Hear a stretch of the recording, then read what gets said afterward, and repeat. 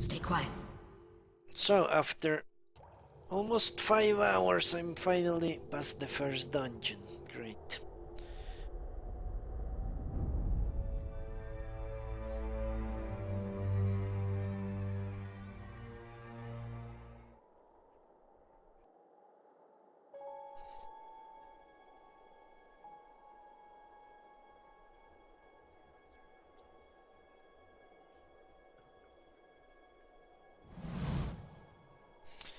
Older-robed man. 4 figures stand silhouetted before an otherworldly apparatus, an ancient structure chiseled adra and metallic veins, inscrutable and ominous and looming like a silent observer.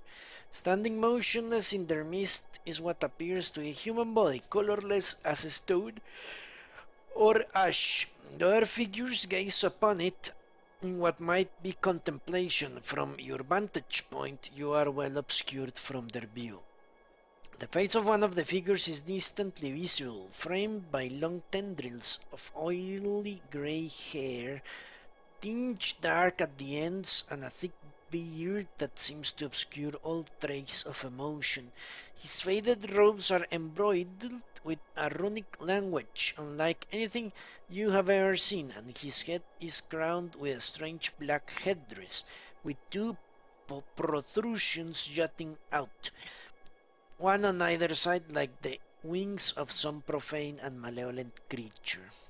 Oathbinder, bear witness, and see this man has kept his word true to his last breath, full to his blood's last drop. Guide his soul, queen that was, and regard it among your favored. Let his life by the key be his confession. Let his death by the key be his absolution. May he walk the world ever free of the crushing weight of the book. Okay. Your brother has done his part, and you have seen the power of his contribution. I will accept no further hesitation from the rest of you. In the sight of the queen that was, will you fulfill the oath? Will you take your place beside your brother in the endless esteem of her memory that is without flaw? Step forth, and be assured of the great worth of your life's course.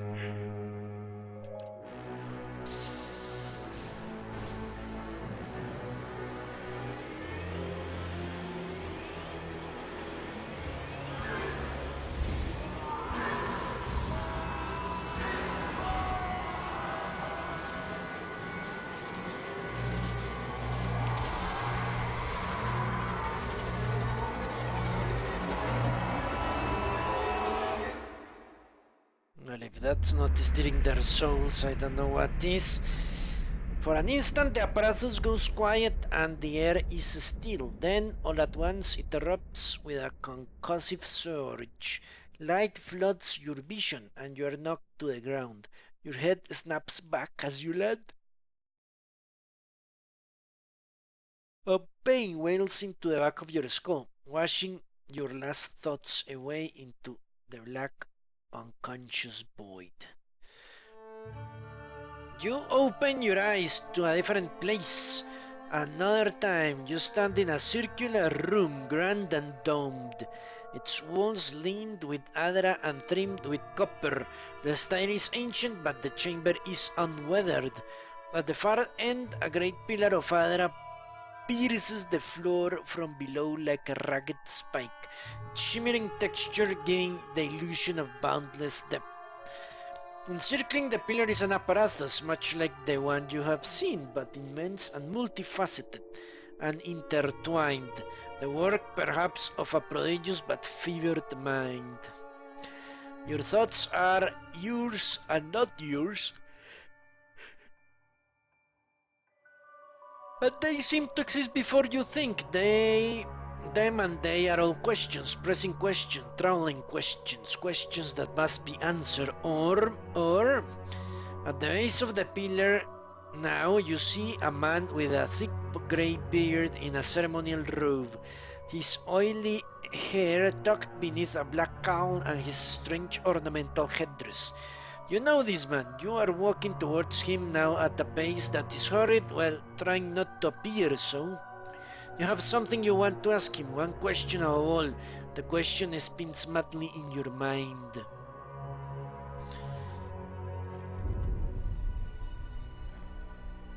What? They killed my companions?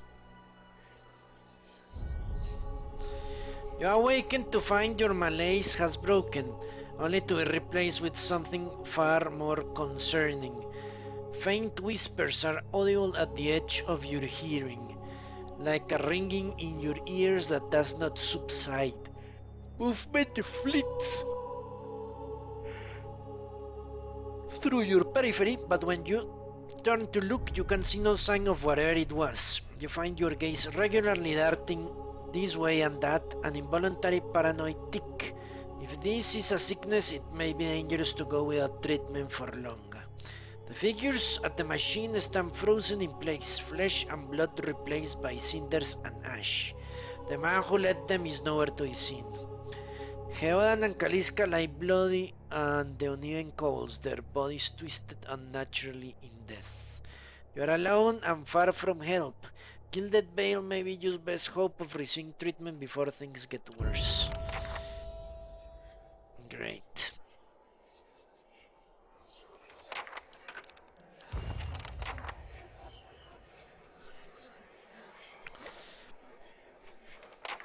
What the hell is this? Celeste has enough experience to level up. Well, isn't that great? Stealth allows characters of any class to attempt to avoid being seen or heard. It is used automatically whenever the character is in scouting mode. The higher the character's skill, the closer they can get to enemies before being detected. Athletics. Adventuring is tiring work. Trialing, fighting, and scrambling up falling statues can take its tolls. The athletics skill counters the effects accrued fatigue. Let's see. Fatigue represents the physical and psychological wear and tear of demanding activity on a character. It builds up over time as characters travel, explore, and essentially when they engage in combat. Some script interactions will also result in fatigue if they are especially grueling. The athletics skill automatically slows the onset of fatigue. Fatigue goes through multiple stages, initiating in minor penalties but growing in severity. Resting is the easiest way to remove the effects of fatigue, though some consumables can also lower it.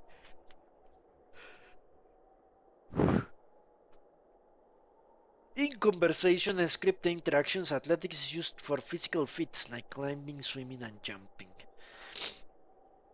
See, lore represents the character's miscellaneous knowledge and trivia, often of occult and esoteric topics. Outside of conversation, lore can be used to activate explorers. Mechanics. Traps and locks can be a problem for even the toughest adventurers. Draining them. What?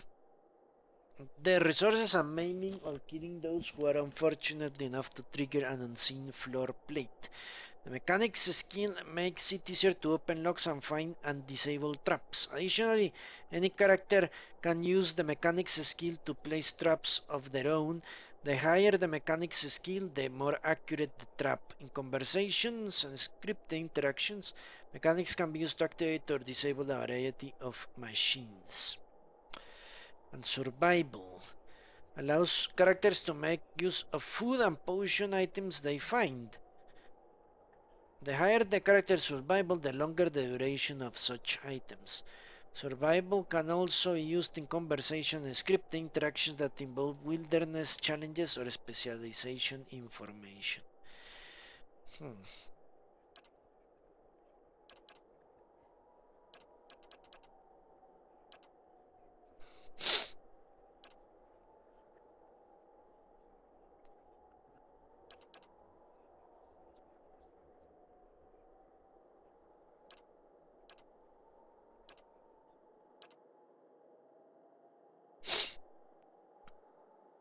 Let's go with that. I think specializing is the best idea. No new class unlocks. Okay. Remaining lesser wounds. What? What the hell is all this? Holy shit. Talents can be used to customize your character beyond your class ability choices. Some talents modify existing abilities, but others add new abilities of their own. Subset of talents are class specific, and most can be taken by any class. Great.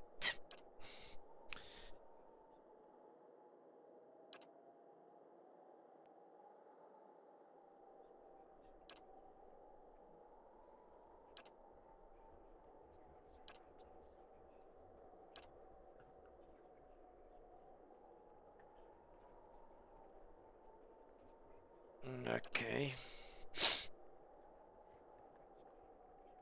Allows the healing of a modest amount of health on the user. Grants wound binding. One per rest. Okay. Allows the healing of on an ally. Oh, isn't that great?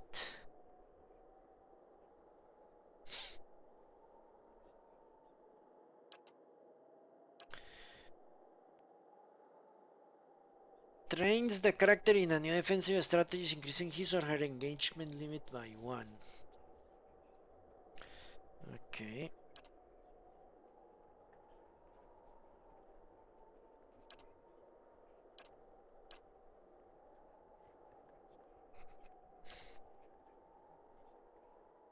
Deflection. Let's see what deflection means. It's defense against direct, melee, and ranged attacks.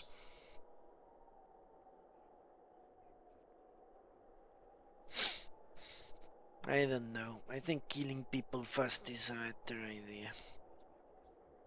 That's what I found.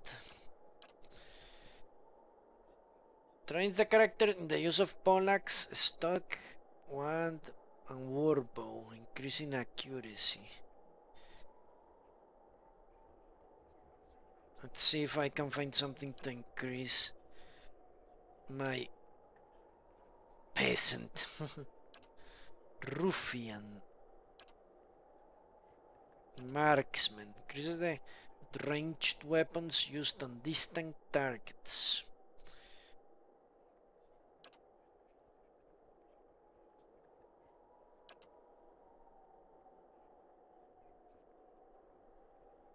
Well, none of this really helps me.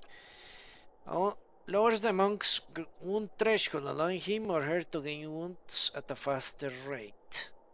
Well, that doesn't really help me. Energizes the monk's swift strikes, causing anyone hit by the attack to take additional shock damage. Well, that sounds great. The monk immediately inflicts enough raw damage on himself or herself to gain a wound. Well, what I really need is something to defensive.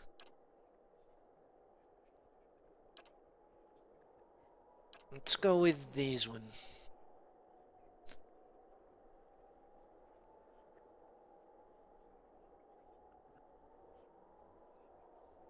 Utility actually works well, but whatever. Let's take lightning strikes. I need to focus on doing damage. That's the truth of this game. As much damage as you can do.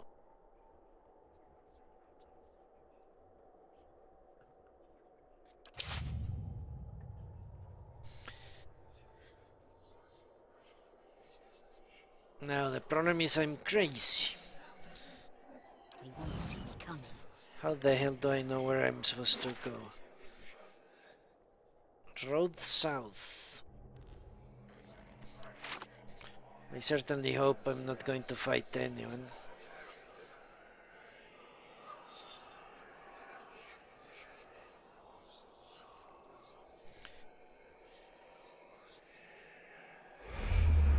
Shit, what the hell is that?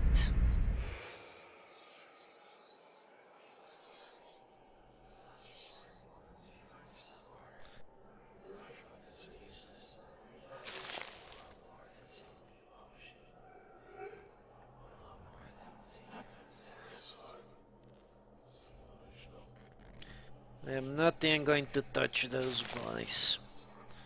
Let's see. Basil flesh.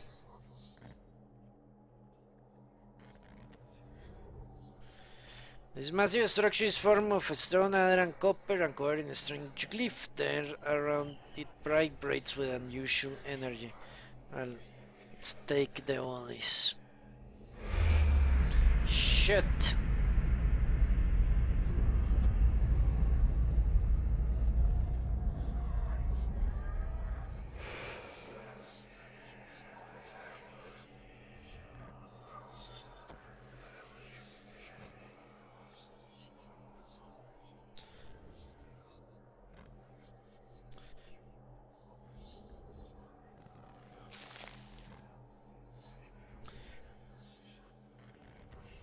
So much effort trying to keep those guys alive. Turns out they were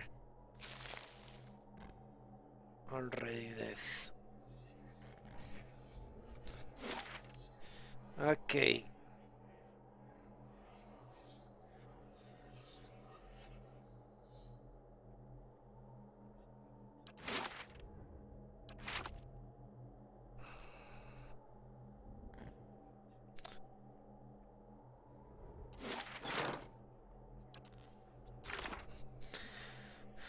After surviving an explosion outside the ruins of Silent Lease, I experienced a vision. Since then, I've been hearing sounds with no source and seeing things that aren't there. With luck, someone in Gilded Vale will know what to do.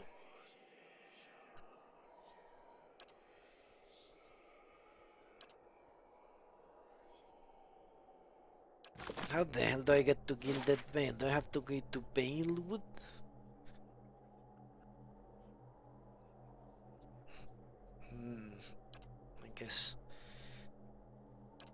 I guess I have to.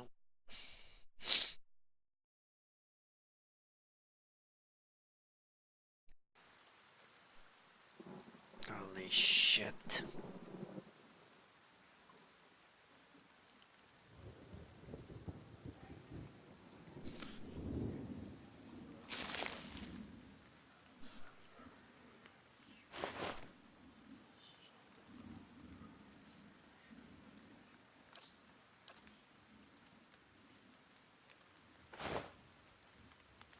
What?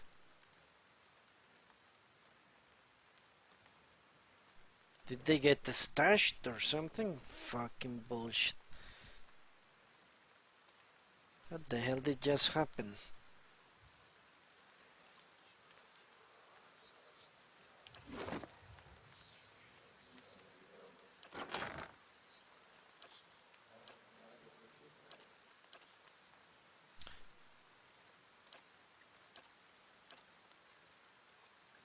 Ah, it disappeared. So I can only take 2 camping things with me. Fucking bullshit.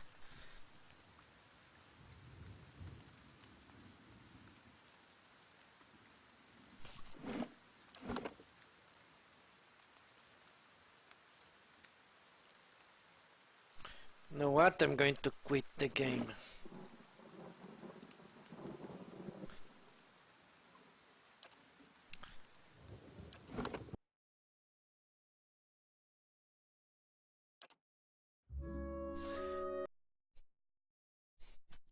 Let's see what happens. I'd saved after, great. As you wish. I should have crashed the fucking game.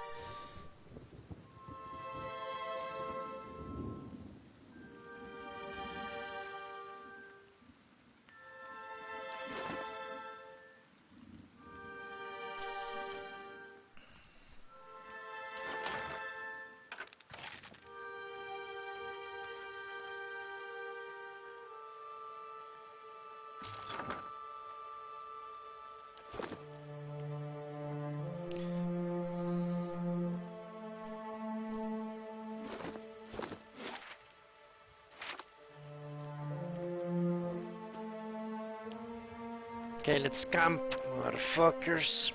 2 out of 2, great.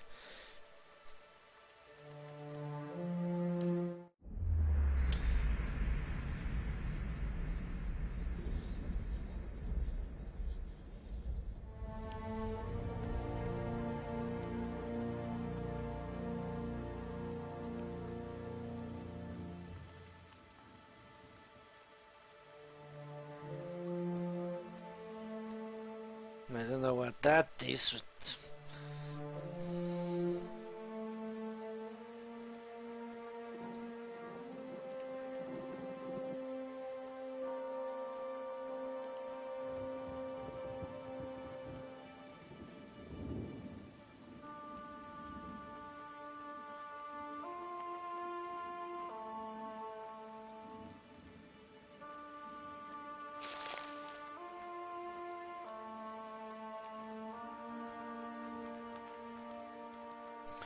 I am not eager to fight some strange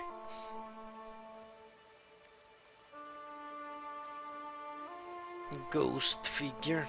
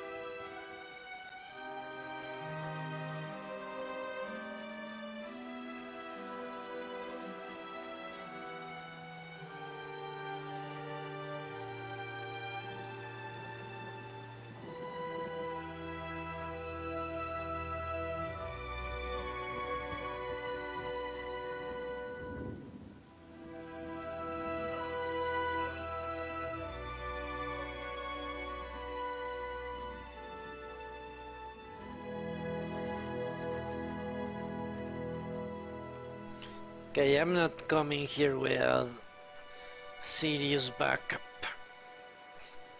Whatever the game tells me are friendly. Yeah, right. Friendly outlaws.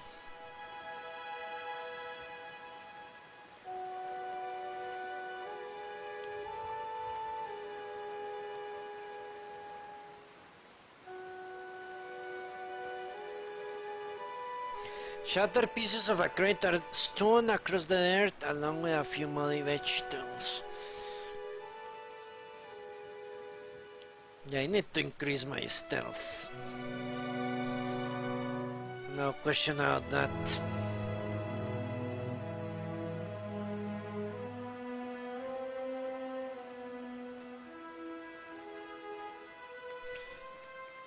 One of those creatures.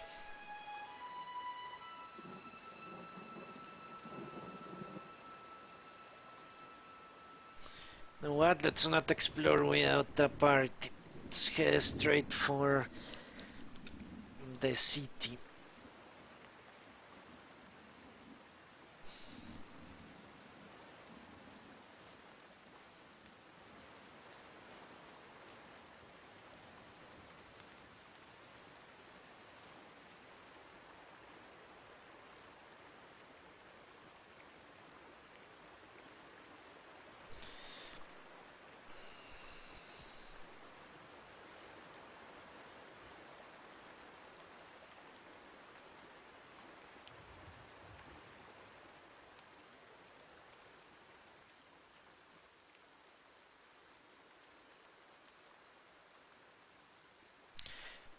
Northwest to Gideon's Grasp, south to Gilded Vale.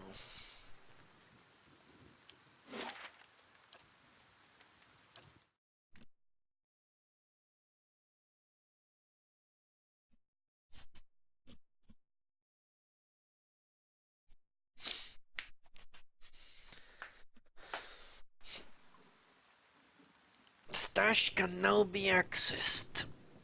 Okay.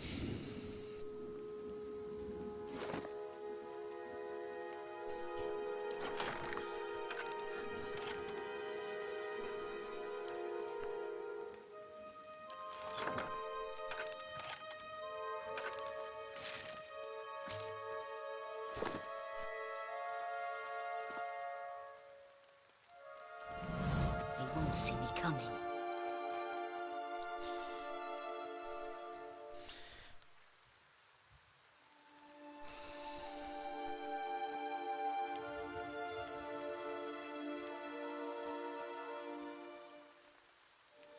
Holy fuck.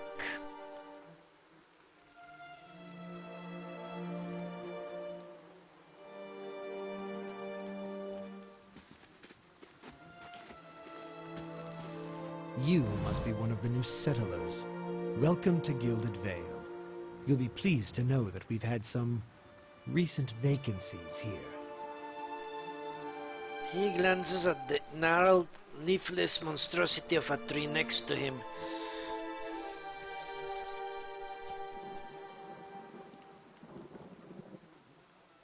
I feel at home already. Of course, we'll need to make some inquiries first. The inestimable Lord Radric VII has taken great pains to insulate our town from Widewind's legacy. Have you ever conceived a Hollowborn child?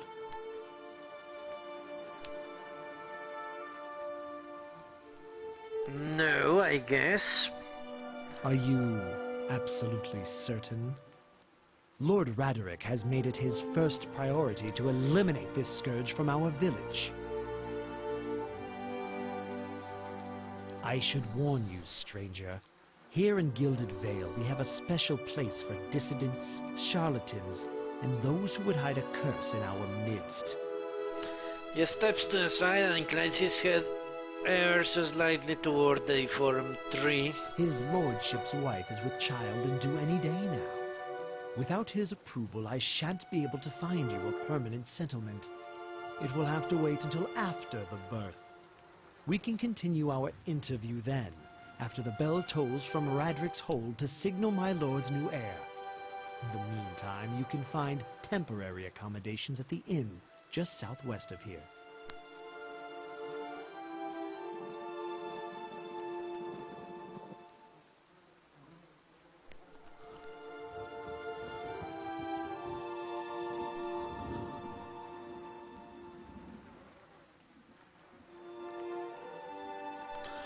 Okay, before I got here I saw several people conducting a strange ceremony near some ruins.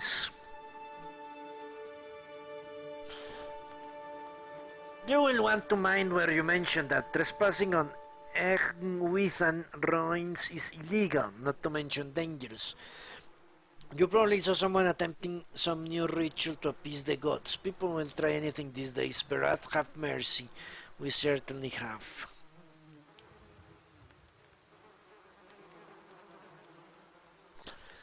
Yeah, maybe so. Like I said, it's best to stay away from those sorts of places. If you have any other questions, don't hesitate to ask. It is important that everyone in Gilded Vale understand our rules. You said something about Hollowborn and Waiden's legacy before.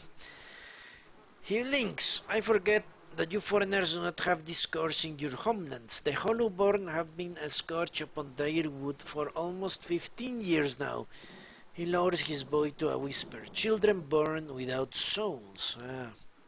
He shakes his head. Pitiful, dumb things that breathe barely but do not truly live. Some say the Hollowborn are a disease. Some say they're a punishment from the gods. He raises his empty hands. In truth, no one knows. But they began spraying after the Saints' War, and saw the name Waiden's legacy stuck in honor of that foul, blasphemous pretender. His voice shakes in vitriol. I see. Lord Radric's decrees may seem strict at times, but he has our best interest at heart. I've been feeling a stranger since a close call with a Biawak. Is there someone in town who could help? Whatever your problem, it sounds like a matter for an animancer. However, the only animancer in Gilded Vale isn't in any condition to speak. Consider yourself fortunate. After she failed Lord Radric, we saw to it that she wouldn't profit from the misplaced trust of others. A bad cure is often worse than none at all. But if you're set on finding a bottle of troll piss or a dead Audra pebble to rub on your forehead, you're welcome to check her pockets. A little corpse stink is nothing when you're digging for shit. My advice, however, is to be satisfied that you escaped and leave it at that. Okay. Keep out of...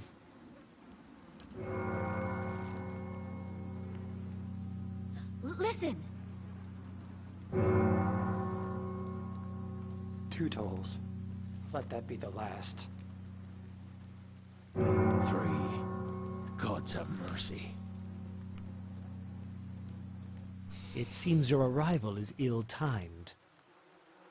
3 bells toll only for the death of a Radric.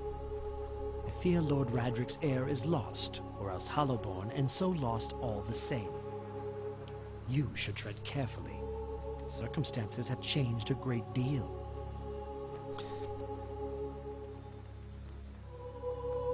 What do you mean? You come to us at time of mourning. The legacy has struck at the heart of Gilded Vale. Our efforts to redeem ourselves in the eyes of Barath must be redoubled. He sets a steady gaze on you. Does this affect the Lord's offers to new settlers? I can't be sure of nothing right now. I advise you to get some rest. The inn or a stable for all I care. Find me afterwards. I will know more soon enough. Farewell.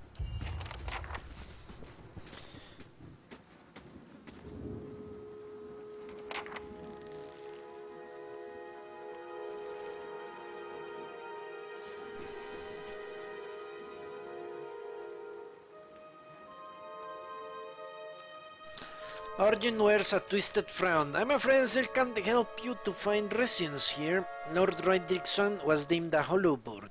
This makes circumstances more fraught than before. Tell me about him. He comes from a line of nobles who have defended this land since Aedre times.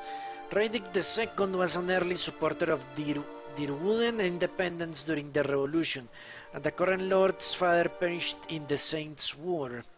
Hollowborn began appearing in Dirwood shortly after the war ended. Lord Roderick has taken upon himself to purge the cores from Gilded Vale. His measures have been severe but necessary. Unfortunately, it may not have been enough if the bells are any indication. The Saints' War? Our age's most egregious example of man's madness. 15 years ago, the people of Red Ceres decided that when the living saint was a literal incarnation of the god Eothoras. Our wit wrinkles his pinched nose. This supposed saint took it upon himself to liberate the Dirwood, supposedly from allegiances less to worthy gods, but I've never known an army to conquer a land for its people's own good.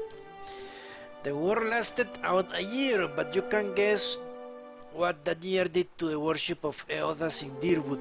Lord Roderick forebears had all been Eothasians, but after this, his father fell defending us from those fanatics. He personally saw the temple of Eothas here in town shut down. He points to a few ruined walls near the tree. If you have any other questions, don't hesitate. I would like to know more about Gilded Vale. We are a frontier village, as are most settlements in the Dirwood. Gilded Vale hasn't grown much since the establishment in the colonial days, and the last 15 years have seen our population shrink further. He takes in the ramshackle houses and have fallen fences. Hence our recruitment of fresh settlers. Why has Gilded Vale population been shrinking? Because they kill everyone that is born. Well, it's one legacy, of course. Many women have difficulty bearing healthy children of late. A few years ago, Lord Roderick decreed no mothers of Hollowborn are to be allowed in Gilded Vale. His mouth tightens into a firm line. His lordship dealt swiftly with the objectors. May be harsh, but if it purges this curse, is it not worth it? Tell me about those ruins behind the tree. That was left of the temple of Eothas. His lips pucker. Lord Roderick forbade worship of the dead god after the Saints' War. It's been abandoned for almost 15 years, but there are no plans to rededicate it to Barath, the god of life and death. Alright. Goodbye. Stuck to a cell sword. Keep out of trouble, okay. Ether. Scattered between the roots are the raceless of twin and bead, wielding flowers and notes of half-erased terrain. Were you looking for someone in that tree? I could introduce you. Looking for anyone who can help me feel better. He gives an understanding nod and takes a long drag from his pipe. My condolences, he exhales and turns his attention away, watching the village around him. Okay. Welcome to our lovely village.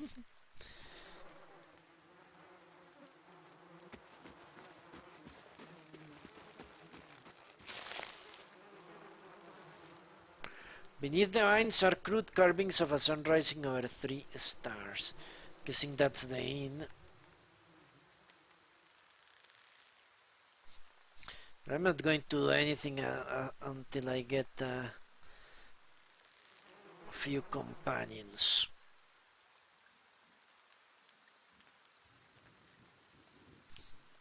What looks like an inn?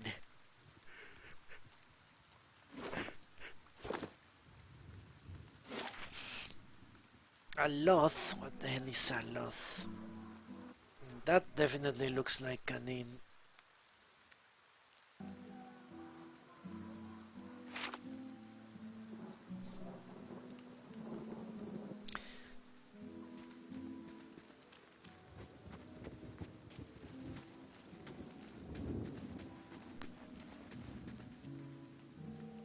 Aloth! You see 4 people gathered by the door to the inn.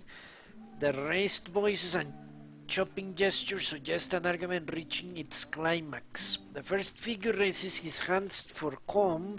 His face is partially obscured by a hood, but his height and stature suggest an elf. I meant no offense.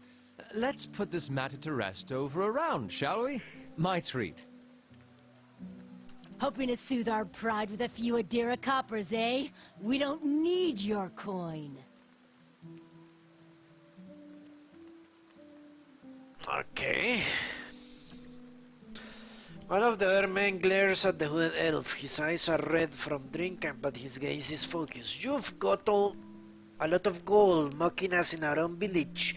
We don't take ill treatment from foreigners, especially not Aderans. Go on. Say it again.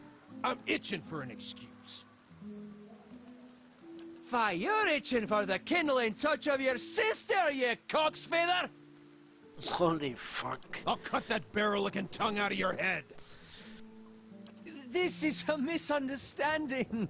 I didn't say whatever it is you think I said. We've nigh quarrel. That's where you're wrong. Okay.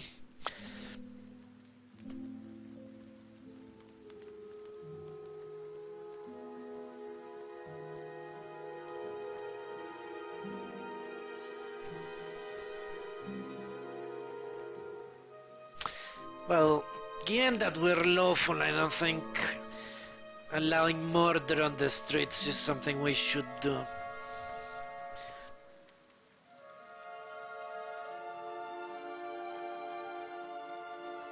But since we're stupid, we're going with number 2. This is unnecessary.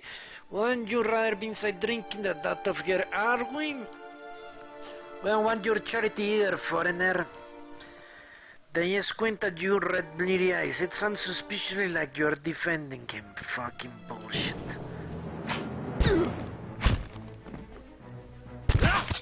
Holy fuck. They exploded. As the last of the attackers falls, the elf turns to you. The tension almost gone from his smooth face. Not quite how I hoped to get to know the neighbors.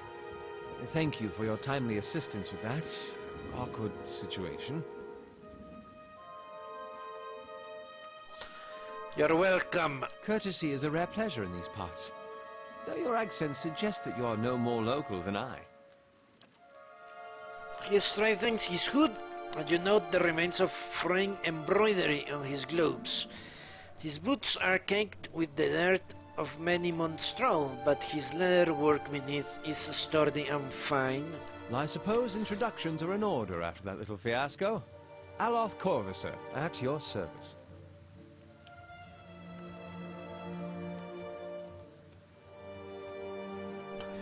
Tell me about yourself. I'm a wizard by training, and an adventurer by necessity.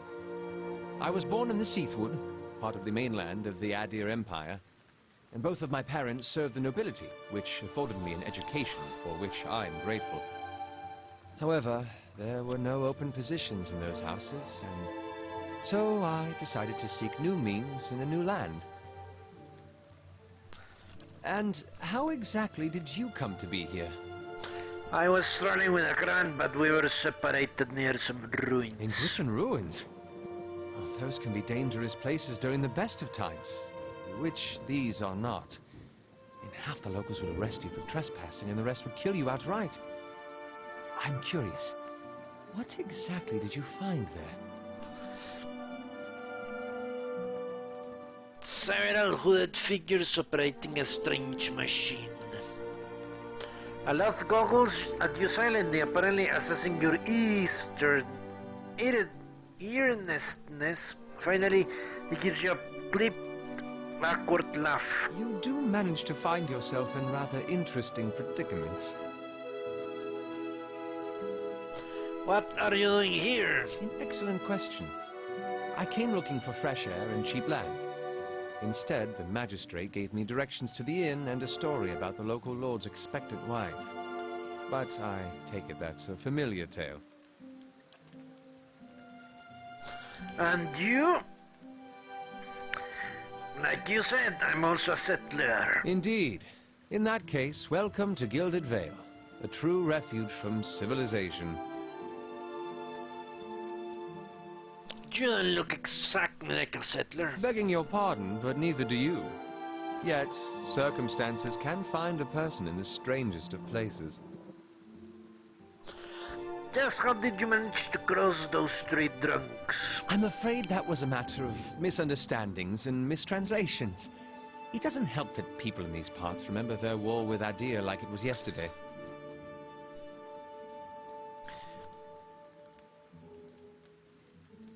I see.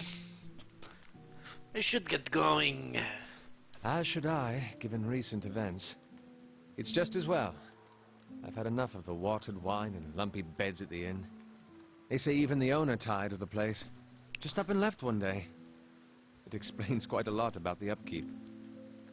Perhaps I could join you. I could use a change of scenery, and I find it's better to travel in numbers. So do I. Excellent. I shall follow you. Well, that's no replacement for the guys I lost, but he will have to, I guess. Alright. Sort him out, and I think that will be it for the wizard, huh? How the hell does that work?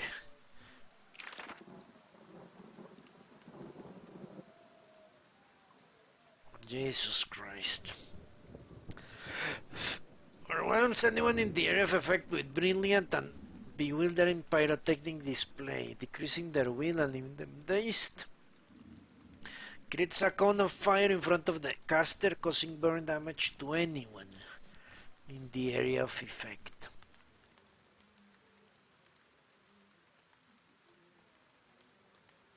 Great. Caster hands become so cold as to freeze what they touch, thus freeze damage to a target and reduces its accuracy.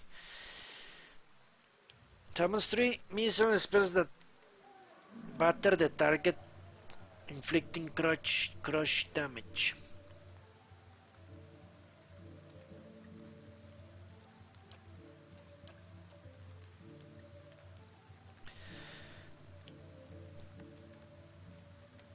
Creates a ability of the caster to distract enemies, granting the caster high deflection bonus against a single attack. Pfft.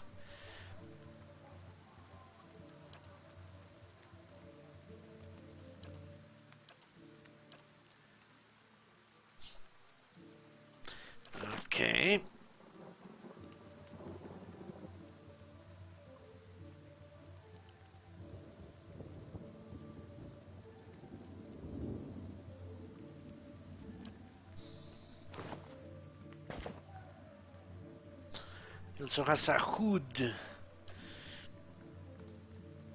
and a cape. Apparently they have absolutely no... What's this? A scepter. Scepters are the most imperious looking magical implements and are often favored by Idarian wizards for this reason.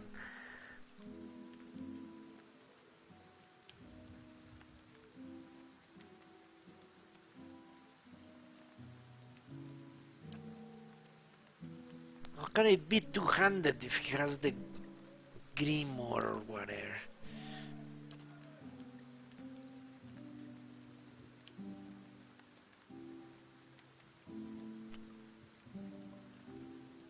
Okay. It's a rapier. Let's see.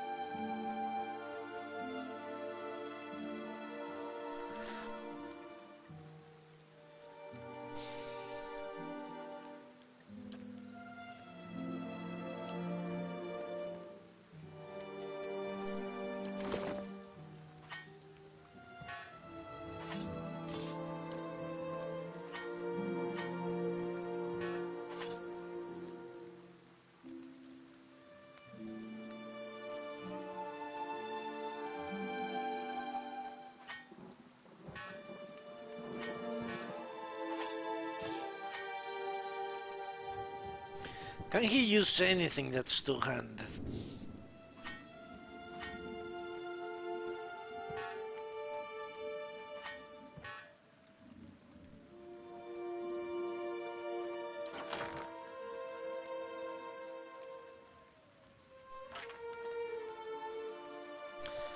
No, only a scepter allows him to... Is it important that he has that grimoire in his hands? Let's see. Aye?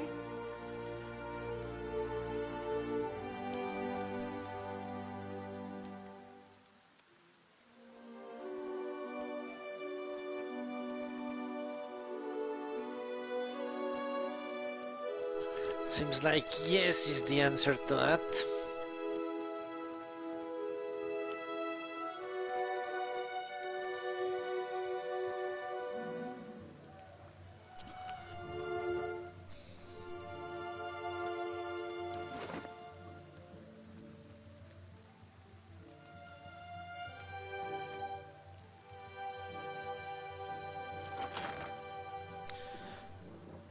Okay, then let's keep...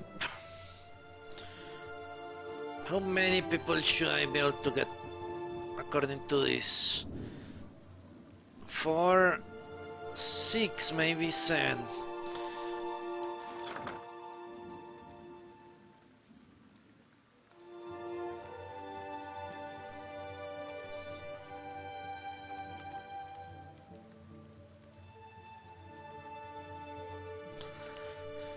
Okay, so let's stash everything that could be useful. And leave out everything that won't be useful, so I can sell it.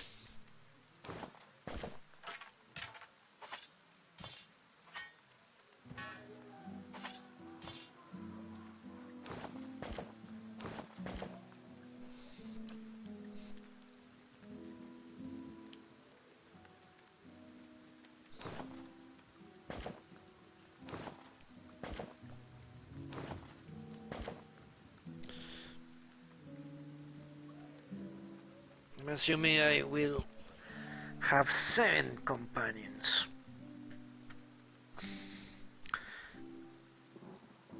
Okay, weapons, let's leave those there.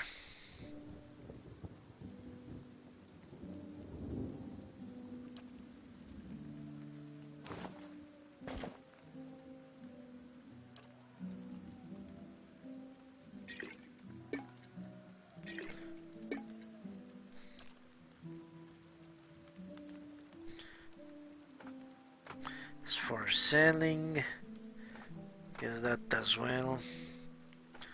These two certainly.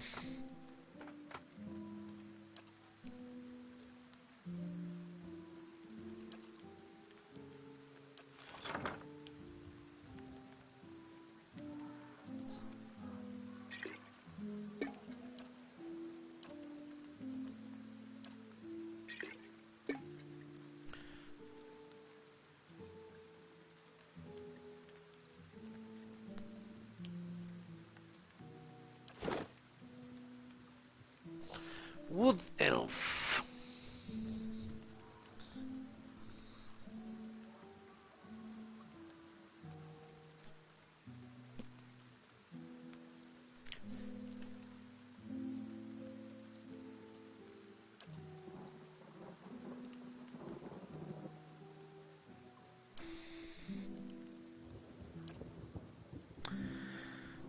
And it's always on the target when using a wand, rod, or scepter. Okay.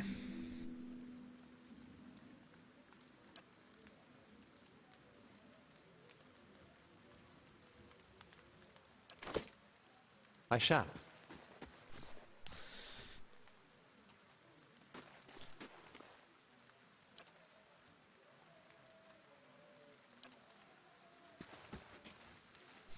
Alright, but that's it for today. At least I got past that place. A grueling experience getting past that first area. But finally managed after what, 3-4 attempts? I don't remember now. Difficult game, but unlike most of the games I play, doing insane amounts of damage is what works, when usually what works for survival is avoiding damage, not doing a lot of damage, making fights a long drawn out affair where you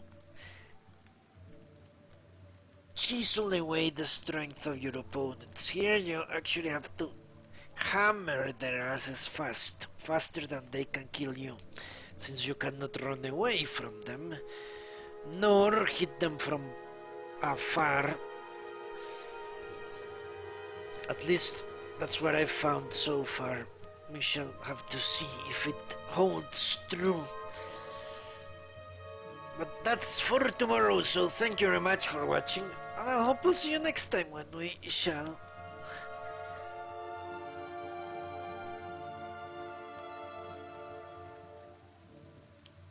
enter the inn.